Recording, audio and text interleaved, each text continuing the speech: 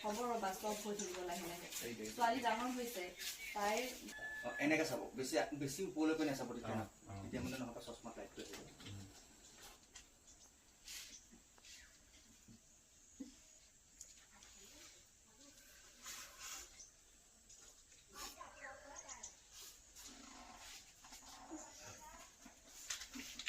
যাম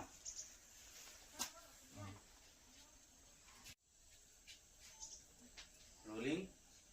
and action মই তাইৰ মাক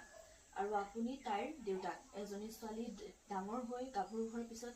মাক দেউতাকৰ কি চিন্তা আহিব পাৰে বাৰু মই তাইৰ বিয়াৰ কথা কৈছো বিয়া